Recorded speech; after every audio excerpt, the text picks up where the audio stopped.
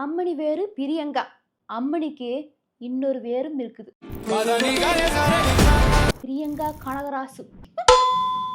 அது ஒண்ணும் இல்லைங்கோ, கனகராஜுங்கிறது என் ஐயம் பேர். எதுக்கு இதெல்லாம் சொல்லிட்டு இருக்கேன்னா, நேத்து லோகேஷ் கனகராஜ் நடிச்ச டிசி படம் பார்த்துட்டு வந்தேன். சூப்பரா இருக்குதுங்கோ. தாஸுங்கிற கேரக்டர்ல லோகேஷ் கனகராஜ் நடிச்சிருக்கிறாரு.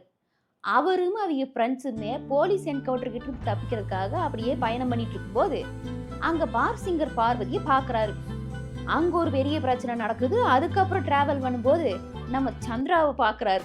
ரெண்டு பேர்த்தோட வாழ்க்கையில நம்மால் உள்ள வந்ததுக்கு அப்புறம் நடக்கிற ரிவெஞ்சுமே காதலும் தான் இந்த டிசி. நம்ம ஆளுக்கு இது மொத படம் மாதிரியே தெரியல, அவ்வளவு சூப்பரா நடிச்சிருக்கிறாரு. அமைதியா வந்து நிக்கிற சீன்லையும் சரி, இன்டர்வல்ல போற சண்டை சீன்லையும் சரி, அதோட அனிருத்தோட மியூசிக்குதே தியேட்டர்ல ஒவ்வொரு மியூசிக்குக்கும் அப்படி கத்திக்கிட்டு இருக்கிறாங்க. அதுலயும் இந்த டிசி தீம் மியூசிக் வரும் பாருங்க, நானே நரி மாதிரி ஊன்னு ஊழை விட்டுட்டு இருந்தேன். அவ்வளவு சூப்பரா இருந்தது. கூஸ்பம் மொமெண்டம் இருந்ததுங்க. அப்புறம் வாமிகா சஞ்சனா சும்மா சொல்லக்கூடாது. ஹீரோ பின்னாடி காதலிக்கிற கேரக்டர்லாம் இல்லை. ரெண்டு பேருக்குமே செம வெயிட்டான ரோலுங்க. அதுலயும் சந்திராவா நடிச்சிருந்த வாமிகா இருக்கிறாங்க பாருங்க, துப்பாக்கி எடுக்கிற அந்த ஒரு சீன்ல தியேட்டரே அப்படி கத்துமாக்கு. மாலை நேரத்து மயக்கத்துல எப்படி போட்டாட்டம் இருந்தது இந்த டிசி படத்துல இந்த அம்மனி எப்படி இருக்குதுன்னு பாருங்க.